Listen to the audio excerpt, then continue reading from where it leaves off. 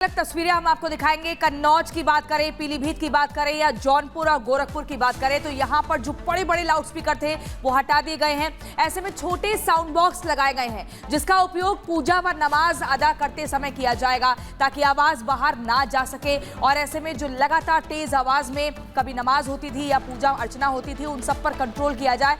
इसी के चलते योगी सरकार की तरफ से बड़ा ऑर्डर जारी किया गया है कि तस्वीरें हम आपको लगातार दिखा रहे हैं। और ऐसे ही इनके अलावा भी अलग अलग जगह है जहां पर योगी सरकार ने बड़ी कार्रवाई करते हुए, जौनपुर की बात करें, सार्वजनिक स्थानों से हटाए गए हैं लाउडस्पीकर। ज्यादा आवाज वाले लाउडस्पीकर पर पाबंदी लगाई गई है। गोरखपुर में लाउडस्पीकर की आवाज की जांच की गई और बड़े लाउडस्पीकर की जगह छोटे साउंड बॉक्स लगाए गए हैं। तो तस्वीरें आपने देखी। साउंड पोल्यूशन को कंट्रोल करने के लिए इस पूरी कार्रवाई को अंजाम दिया जा रहा है। योगी ने साफ सीधे तौर पर ऑर्डर दे दिया है कि नो लाउडस्पीकर। लाउडस्पीकर को लेकर उत्तर प्रदेश में एक बहुत बड़ी कार्रवाई को अंजाम दिया जा रहा है जिसमें कन्नौज, पीलीभीत, गोरखपुर ये शहर शामिल हैं। जौनपुर में सार्वजनिक स्थानों से लाउडस्पीकर हटा दिए गए हैं। ज्यादा आवाज वाले लाउडस्पीकर जो थे उन पर पाबंदी लगाई गई है और साउंड बॉक्स, छोटे साउंड बॉक्स भी लगाए गए हैं वॉल्यूम कंट्रोल करने के लिए।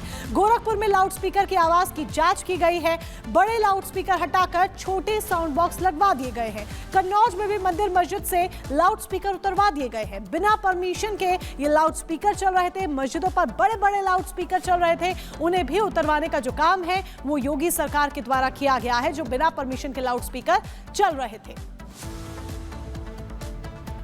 और इसी खबर पर प्रयागराज से हमारी सहयोगी पुनीता हमारे साथ जुड़ गई हैं। पुनीता, जिस तरीके से उत्तर प्रदेश के अलग अलग जिलों की बात करें तो योगी सरकार का एक बड़ा और कड़ा निर्देश है कि जो बड़े बड़े साउंड बॉक्स थे या स्पीकर थे उन्हें हटाकर छोटे साउंड बॉक्स लगाए गए हैं और कोई भेदभाव नहीं, चाहे फिर वो नमाज की बात करें या पूजा अर्चना की बात करें, सब धीमी आवाज में होंगे।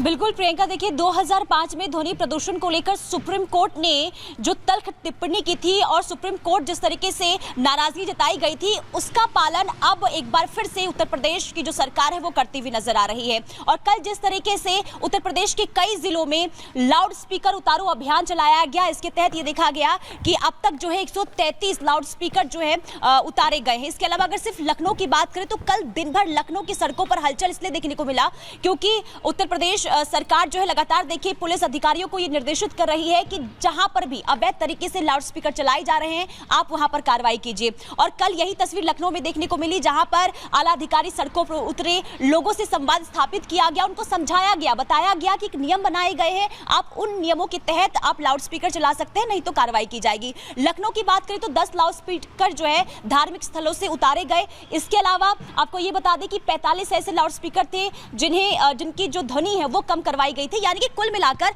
उत्तर प्रदेश की सरकार जो एक बार फिर से सख्त नजर आ रही है। इसके अलावा ना सिर्फ लखनऊ की बल्कि कई ऐसे जिले हैं, गोरखपुर की बात कर ले, पीलीभीत की बात कर ले, जौनपुर की बात करें, यहां पर भी सख्त कार्रवाई की गई है। कुल मिलाकर देखिए जो अवैध तरीके से लाउडस्पीकर चलाए जा रहे हैं उसे लेकर एक बार फिर से उत्तर प्रदेश की सरकार जो है वो तल्ख तेवर जो है इनका देखने को मिल रहा है। साफ तौर पर यह कह दिया गया है कि जहां पर भी यानी कि नियमों को ताक पर रखा जाएगा और लाउडस्पीकर को यानी कि अवैध तरीके से बिना परमिशन के चलाया जाएगा तो कार्रवाई होगी। और यही बिल्कुल कार्रवाई होगी और कार्रवाई होते हुए नजर भी आ रही है। योगी सरकार एक्शन मोड में नजर आ रही है अवैध लाउडस्पीकर्स पर। बहुत बहुत शुक्रिया पुनीता जानकारी देने के लिए। बड़ी खबर इसी बीच आपको बता दें, ईडी की तरफ से छापेमारी की गई, 13 करोड़ कैश जब्त किया गया है। आपको इस वक्त जानकारी दे रहे हैं, ईडी ने कल भी कई राज्यों में छापा मारा था और आज भी ईडी की छापेमारी लगातार जारी है।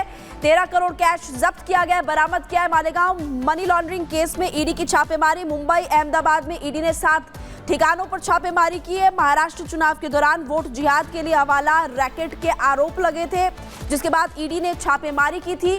मालेगांव में 13.5 करोड़ रुपए कैश जब्त किया गया। अब देखिए तस्वीर आपको दिखा रहे हैं, भारी मात्रा में कैश यहां पर बरामद किया गया है। मोनिका, भारी मात्रा में कैश बरामद किया गया है और ये तस्वीर जरा देखिए किस तरीके से नोटों की गड्डियां आपको यहां पर नजर आ रही हैं। महाराष्ट्र चुनाव में ये मुद्दा बहुत गंभीरता के साथ उठाया गया था। इससे पहले भी इस तरह की तस्वीर सामने आई थी महाराष्ट्र से। और अब ये देखिए ईडी ने जब बड़ी कार्रवाई को अंजाम दिया तो 13 करोड़ रुपए कैश बरामद हुए, जिसकी तस्वीर आपकी टीवी स्क्रीन पर है कि किस तरीके से नोटों के ये बंडल रखे हुए थे।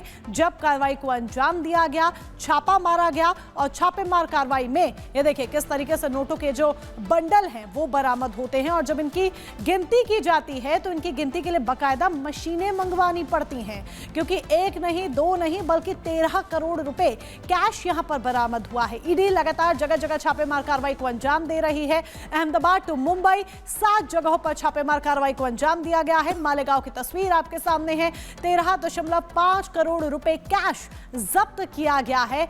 वोट जिहाद वाले नोट जरा देख लीजिए इस तस्वीर के माध्यम से।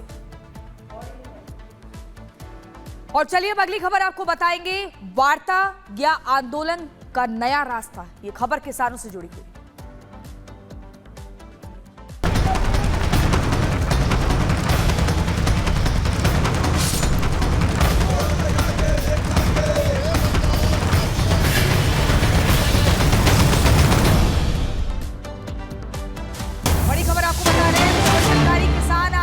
कूच नहीं करेंगे। केंद्र सरकार से बातचीत के लिए तैयार हुए हैं किसान संगठन। किसान संगठनों ने 24 घंटे के लिए दिल्ली कूच टाल दिया है। बड़ी खबर आपको बता रहे हैं, इसलिए बार बार हम कह रहे हैं कि वार्ता या फिर आंदोलन का ही नया रास्ता, क्योंकि बातचीत करके ही किसी समस्या का समाधान हो सकता है, हल हो सकता है। ऐसे में आपको बता दें, पंजाब के कई किसान संगठन अपनी मांगों को लेकर दिल्ली आना चाहते हैं, लेकिन दिल्ली में धरना प्रदर्शन की इजाजत नहीं है और बातचीत का समय मिल चुका है। सभी सरकारों में समस्याएं हैं। अब पंजाब वाले बोले तो पंजाब की सरकार के से भी लोग खुश नहीं हैं। अब तो ऐसा हो गया, भी पंजाब हरियाणा में एमएसपी कहते हम देते, एमएसपी से नीचे फसलें बिक रही हैं, जो धान और गेहूं की समस्या भी आ गई है। तो यही सबसे बड़ी बात है जो हम पैदा करते हैं, पूरे देश दुनिया के लोगों को बोलना चाहते हैं भी हमारी समस्या क्या। तो क्या वार्ता से निकलेगा रास्ता, ये इसीलिए सवाल किया जा रहा है क्योंकि जो किसान हैं पंजाब के, वो दरअसल दिल्ली कूच करना चाहते हैं। और जब वो दिल्ली कूच कर रहे थे बीते दिन भी देखिए शंभू बॉर्डर की तरफ से, तब किस तरीके से लाठीचार्ज किया जाता है, उन्हें वहां से हटाया जाता है और उसके बाद वार्ता की बात निकलकर सामने आती है। तारीख दे दी गई है, लेकिन देखना होगा कि क्या ये तारीख समाधान लेकर आती है, वार्ता से रास्ता निकलता है या फिर किसान इसी तरह से सड़कों पर नजर आते हैं। रिपोर्ट देखिए।